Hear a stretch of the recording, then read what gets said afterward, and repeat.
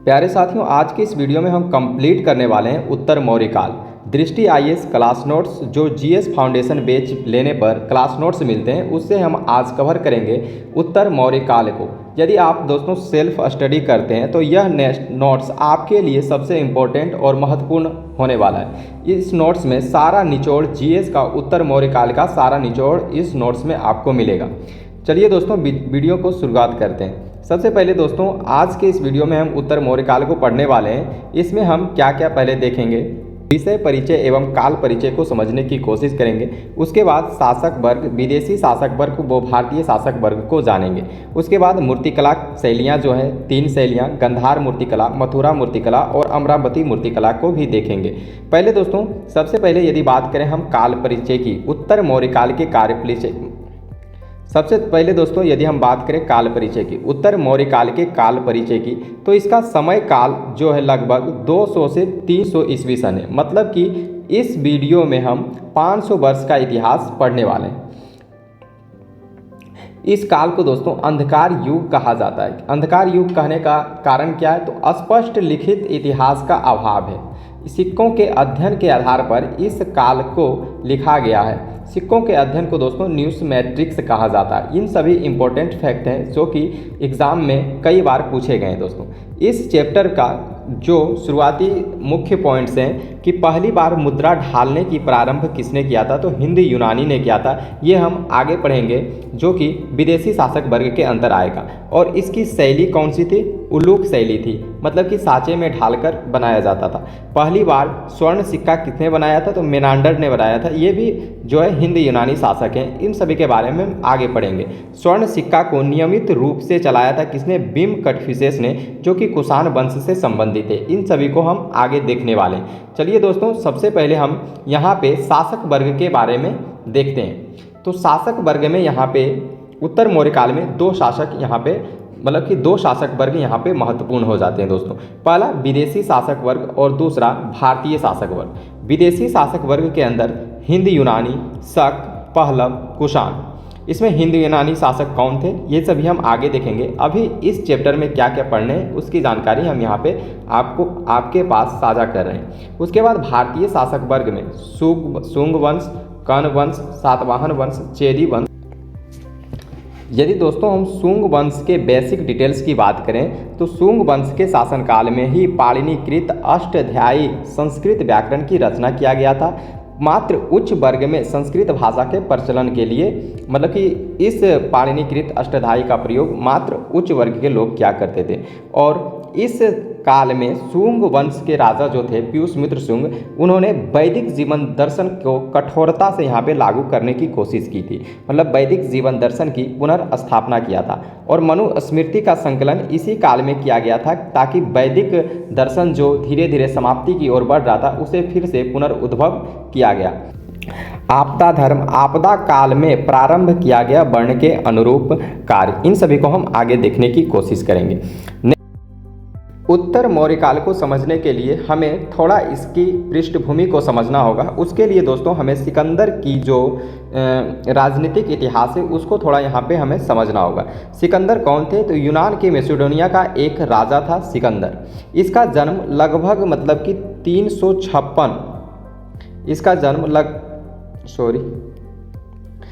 जन्म लगभग 356 ईस्वी पूर्व के आसपास हुआ था।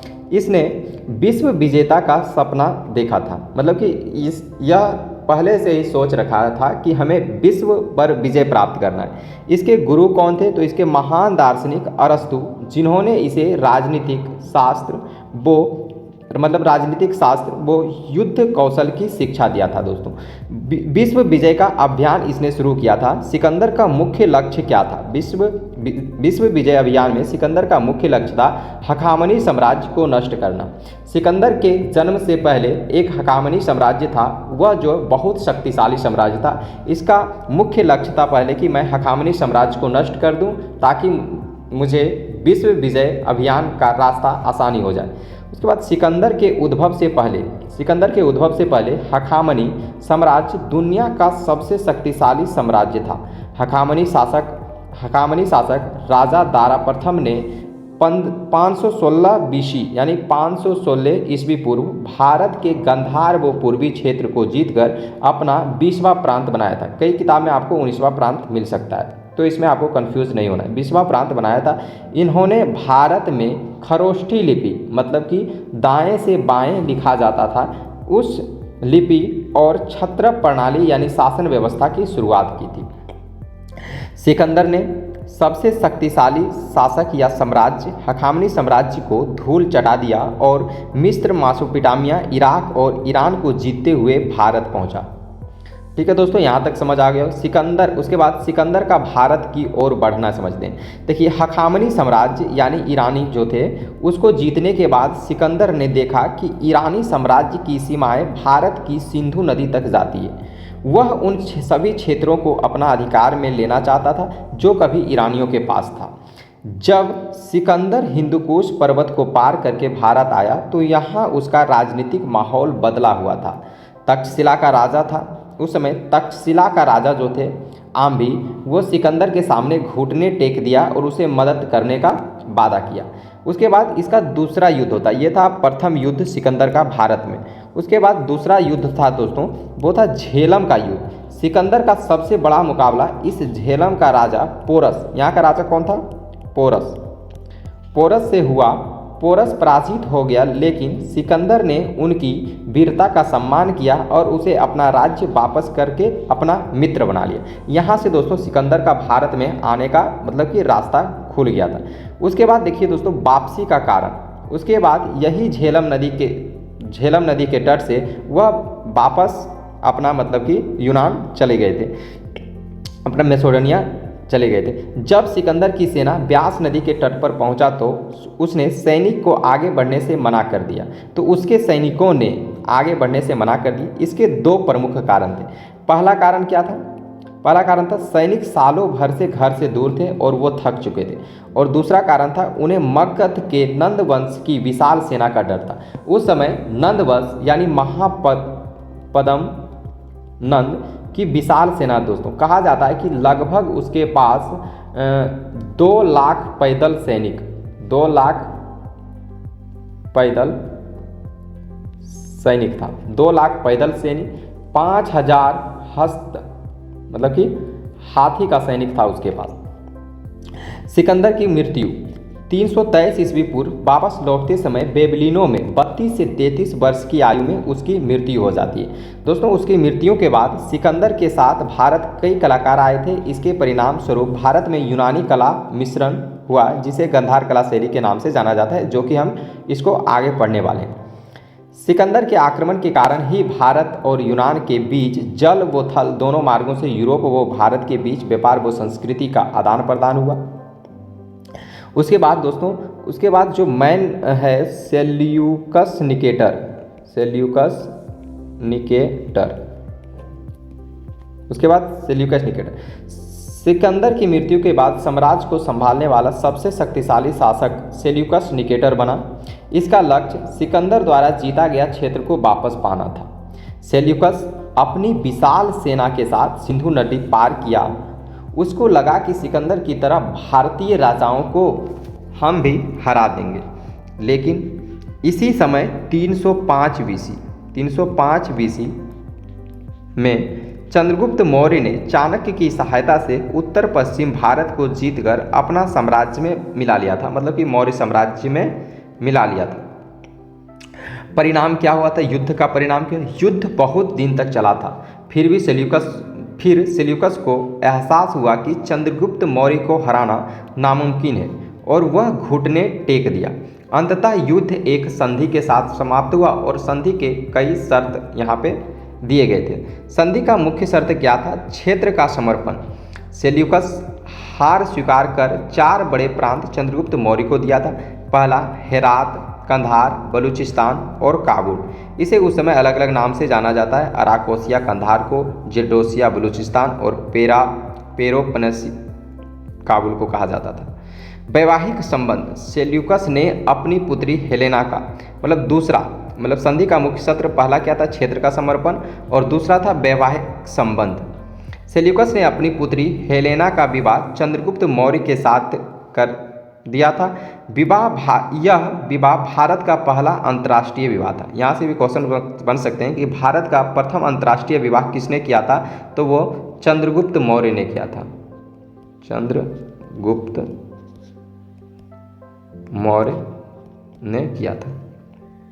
उसके बाद तीसरा क्या थे शर्त, तीसरा था राजदूत का आदान प्रदान। सेल्यूकस ने अपनी प्रसिद्ध राजदूत मेगास्थनीज को चंद्रगुप्त मौर्य के पाटलिपुत्र के दरबार में भेजा। मेगास्थनीज अपनी इंडिका पुस्तक में मौर्यकालीन समाज व प्रशासन का विस्तृत वर्णन किया है, जो कि हमने यहाँ पे आगे पढ़ने की कोशिश करेंगे। उपहार मतलब कि पीछे मैंने पढ़ चुका है। उपहार बदले में चंद्रगुप्त मौर्य ने 500 प्रशिक्षित हाथी उपहार में दिया था। किसको, तो सेल्यूकस को। उसके बाद दोस्तों सेल्यूकस निकेटर की जब मृत्यु हो जाती है तो पहले मतलब सेल्यूकस निकेटर जो थे अफगानिस्तान के बैक्ट्रिया क्षेत्र में अपना सत्ता यानी कब्जा जमा लिया था। तो उस समय क्या था, इसका प्रभाव क्षेत्र बैक्ट्रिया तक था सेल्यूकस निकेटर का। उसकी मृत्यु के बाद एंटीओकस द्वितीय गद्दी पर बैठता था। इसी समय बैक्ट्रिया एक मान लीजिए कि एक राजधानी की तरह मतलब प्रमुख केंद्र था। बैक्ट्रिया में एक विद्रोह हो गया था। कौन विद्रोह करता कौन था, डायोडोटस कौन था, यह सेल्यूकस साम्राज्य के अंतर्गत बैक्ट्रिया का एक गवर्नर के पद पर था और डायोडोटस ने यहाँ पर विद्रोह कर दिया था। उसके बाद डायोडोटस ने युद्ध भी मतलब विद्रोह किया, उसके बाद अपना सत्ता संभाला। उसके बाद कई वर्षों के बाद उसका पुत्र डायोडोटस द्वितीय ने यहाँ पर शासन किया था। उसके बाद आया यूथिडेमस वंश। यूथिडेमस वंश कौन था, उसका डिटेल्स यहाँ पे नीचे दिया गया है। यूथिडेमस वंश का उदय, इस वंश का उदय बैक्ट्रिया आधुनिक अफगानिस्तान व मध्य एशिया के क्षेत्र में हुआ। बैक्ट्रिया सबसे पहले सेल्यूकस साम्राज्य का हिस्सा था। लगभग 230 ईस्वी पूर्व यूथिडेमस प्रथम ने बैक्ट्रिया के तत्कालिक गवर्नर डियोडोटस का तख्ता पलट करके खुद को स्वतंत्र घोषित किया था। मतलब यूथिडेमस जो थे वो डायोडोटस को मतलब कि युद्ध में हराकर यूथिडेमस वंश की स्थापना की थी। यही हम विदेशी शासक वर्ष के अंदर एक यूथिडेमस तथा दूसरा एक आगे हम देखने की कोशिश करेंगे। यूथिडेमस वंश यहाँ सबसे इम्पोर्टेंट है, इसको आपको यहाँ पे याद रखना है। इसी को कनेक्ट करने के लिए ऊपर आपको सबसे पहले सिकंदर के बारे में थोड़ा बेसिक जानकारी दिया गया है। उसके बाद दोस्तों यहाँ से यूथिडेमस वंश की स्थापना हुआ था। यूथिडेमस का पुत्र डेमेट्रियस के पिता की मृत्यु के बाद भारत पर आक्रमण करना शुरू हुई। यूथिडेमस का पुत्र जो डेमेट्रियस था वह यूथिडेमस की मृत्यु के बाद भारत पर आक्रमण करना शुरू हुआ। ठीक है, डेमेट्रियस को भारतीयों का राजा भी कहा जाता है। डेमेट्रियस कौन था, यही यूथिडेमस का पुत्र, क्योंकि इसने पंजाब के बड़े हिस्सों तक जीत लिया था। किसने कहा था, यूनानी इतिहासकार जस्टिन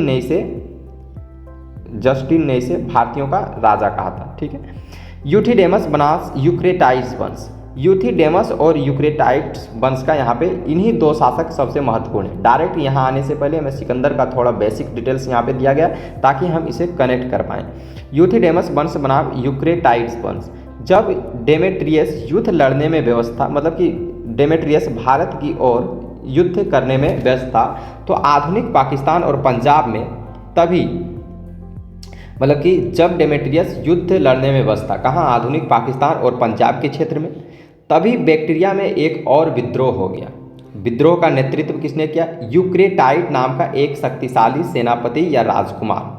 ठीक है, यूक्रेटाइड्स ने डेमेट्रियस की अनुपस्थिति का फायदा उठाया। डेमेट्रियस कहाँ था, डेमेट्रियस भारत के पंजाब और आधुनिक पाकिस्तान क्षेत्र पर अपना मतलब कि युद्ध लड़ने में व्यस्त था। मतलब डेमेट्रियस की अनुपस्थिति का फायदा किसने उठाया, यूक्रेटाइड्स वंश के लोगों ने उठाकर बैक्ट्रिया की सत्ता पर कब्जा कर लिया।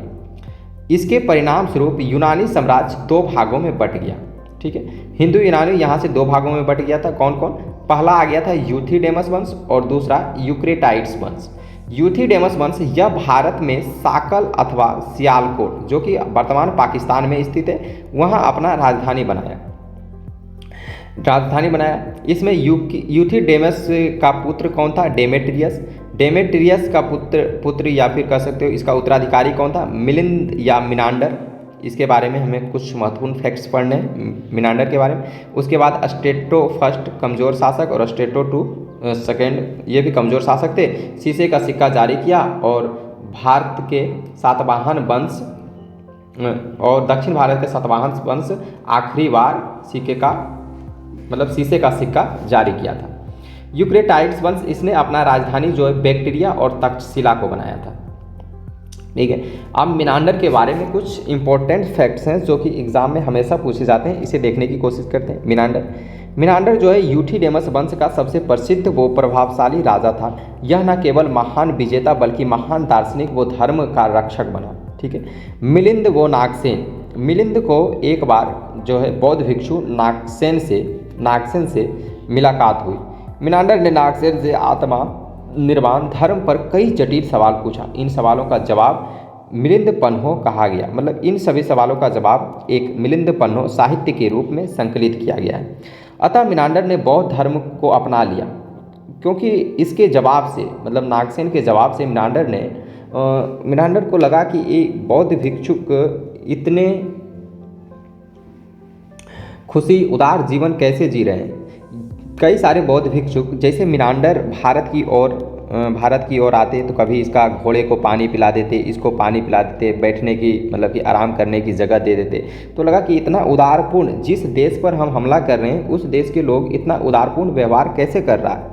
तो मिनांडर ने बौद्ध धर्म से बहुत प्रभावित हुआ और वह इतिहास का पहला विदेशी शासक बना जो कि बौद्ध संरक्षक बना और बौद्ध धर्म को अपनाया। ठीक है, सिक्कों का महत्व, वह पहला राजा था जिन्होंने सिक्कों पर धर्म चक्र अंकित करवाया था। बौद्ध धर्म चक्र अंकित करवाया था। पहला शासक कौन था? तो मिनांडर। इन सभी इंपॉर्टेंट फैक्ट्स हैं, इन सभी फैक्ट्स को आपको याद रखने हैं।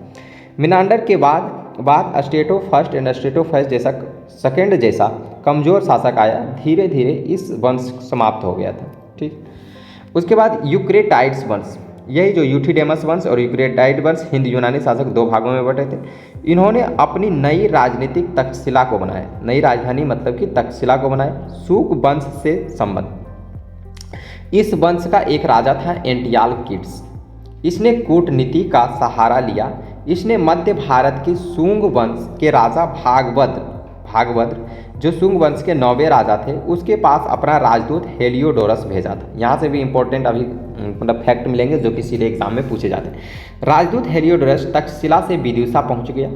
धर्म परिवर्तन, इन्होंने भारतीय दर्शन से इतना प्रभावित हुआ कि उसने वैष्णव धर्म को अपना लिया। वह पहला विदेशी था जो खुद को पहला भागवत कहा था। ठीक है, गरुड़ स्तंभ, उसने विदिशा में भगवान विष्णु के लिए विशाल गरुड़ स्तंभ बनवाया।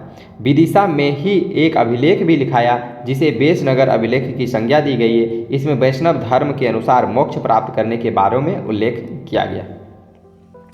नेक्स्ट, यूक्रेटाइड्स वंश, अच्छा ये भी सेम पेज आ गया, सॉरी।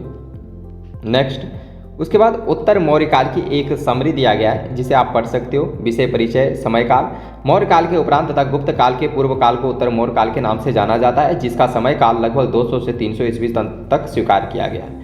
अंधकार युग, लगभग 500 वर्ष का उत्तर मौर्य काल के स्पष्ट लिखित साक्ष्यों के अभाव के कारण इस काल को अंधकार युग के नाम से जाना जाता है। मुद्रा व्यवस्था, इतिहास में भूमिका, न्यूस्मेट्रिक्स मुद्रा शास्त्र, मुद्रा के अध्ययन के विषय को मुद्रा शास्त्र या न्यूस्मेट्रिक्स की संज्ञा दी जाती है। उत्तर मौर्य काल के इतिहास का अध्ययन का मुद्रा शास्त्र का महत्वपूर्ण भूमिका निभाती है। उल्लूक शैली, पहली बार उत्तर मौर्य काल के दौरान पिघली हुई धातु को सांचे में ढालकर सिक्का निर्माण किया गया था। सिक्के को ढालकर मुद्रा निर्माण कला की शैली को उल्लूक शैली कहा जाता है। ठीक है, इस शैली में बने सिक्कों पर उभरी हुई आकृतियां होती है। सिक्कों को पहली बार ढालने का कार्य हिंद यूनानी राजवंश के द्वारा किया गया था। हिंद यूनानी शासकों ने पहली बार स्वर्ण धातु के ढाले हुए सिक्के बनवाए थे। सिक्कों पर पहली बार महात्मा बुद्ध की आकृति व बौद्ध आदर्श प्रतीक चिन्हों, धर्म परिवर्तन, निर्माण तथा प्रतीक चिन्हों का हिंद यूनानी शासक वर्गों में से एक यूथिडेमस वंश के मिनांडर ने अंकित करवाया था। ठीक है, कुषाण वंशी शासक कनिष्क के अपने सिक्कों पर भारत के प्रचलित लगभग सभी धर्मों के प्रतीक का अंकन करवाया। उसने महात्मा बुद्ध, शिव, नंदी बैल, त्रिशूल, डमरू आकृति के साथ साथ सूर्य व चंद्रमा की आकृति भी अंकित करवाई। उसने मीरो व आयरो जैसे ईरानी देवता व यूनानी देवता एवं देवताओं का भी अंकन करवाया था। शीशे के सिक्कों का निर्माण हिंद यूनानी शासकों ने किया था तथा भारत के पहली वो आखिरी बार सातवाहन शासकों ने निर्मित करवाया था। ठीक है, उसके बाद सामंतवाद और भूमिदान का अभिलेखीय प्रमाण। भारतीय इतिहास में भूमिदान का प्रथम अभिलेख प्रमाण सातवाहन शासनकाल में मिलता है। सातवाहन शासक सातकर्णी प्रथम की पत्नी नागानिका अथवा न्यायनिका ने नानाघाट अभिलेख महाराष्ट्र में भूमिदान का उल्लेख मिलता है। सातवाहन का उद्भव। भारत में सातवाहन का उद्भव के लिए सातवाहनों को उत्तरदायी माना जाता है। सामंतवाद का उद्भव में भूमिदान की एक महत्वपूर्ण भूमिका स्वीकार किया गया है। भूमिदान एक प्रथम अभिलेखीय प्रमाण सातवाहन वंश का मिला है। इसी कारण से सामंतवाद का उद्भव का लिए सातवाहन को स्वीकार किया गया है। संस्कृत भाषा। संस्कृत भाषा का पुनरुद्भव उत्तर मौर्य काल के दौरान हुआ था। शुंग शासन कालीन प्रयासों ने इसके पुनरुद्भव में महत्वपूर्ण भूमिका अदा की थी। इसी काल के दौरान संस्कृत व्याकरण साहित्य पाणिनिकृत अष्टाध्यायी की रचना हुई थी। इन प्रयासों के परिणाम स्वरूप समाज के उच्च वर्ग में धीरे धीरे संस्कृत भाषा का प्रचलन प्रारंभ हुआ। भारतीय समाज में के साथ साथ विदेशी मूल भारत आकर बसे शासक वर्ग ने संस्कृत भाषा का संरक्षण देते हुए उसे प्रयोग करने के परिणाम स्वरूप भारतीय इतिहास का पहला संस्कृत भाषिक अभिलेख चीनी मूल के शासक रुद्रदामन के द्वारा लिखवाया गया था। जूनागढ़ तक गिरनार अभिलेख। यह संस्कृत काव्य शैली गुजरात के जूनागढ़ गिरनार पर्वत पर यह अभिलेख मिलता है। रुद्रदामन का गिरनार अभिलेख। लगभग 150 ईस्वी के शासक रुद्रदामन ने गुजरात के गिरनार क्षेत्र में प्रस्तर अभिलेख का निर्माण करवाया था। संस्कृत भाषा में लिखवाया था। भारतीय इतिहास का प्राप्त यह पहला अभिलेख जिसे संस्कृत भाषा का चंपू शैली गद्य एवं पद्य में लिखवाया गया था। इस अभिलेख में गिरनार के सुदर्शन झील के निर्माण का इतिहास का अंकित करवाया, जिसके अनुसार सुदर्शन झील का निर्माण चंद्रगुप्त मौर्य के समय में सौराष्ट्र के प्रांतपति पुष्यगुप्त वैश्य ने कराया था। इसका जीर्णोद्धार पुनर्निर्माण अशोक के समय में सौराष्ट्र के प्रांतपति यवन जातीय तुषास्प ने करवाया था। रुद्रदामन ने अपने शासनकाल के दौरान इसका पुनर्निर्माण करवाया था। ठीक है, और इस अभिलेख में सुदर्शन झील के निर्माण संबंधी इतिहास को अंकित करवा दिया। वैदिक धर्म दर्शन और हिंदू धर्म दर्शन। चलिए दोस्तों, यहाँ से नेक्स्ट पार्ट में हम उत्तर मौर्य काल को पढ़ने की कोशिश करेंगे।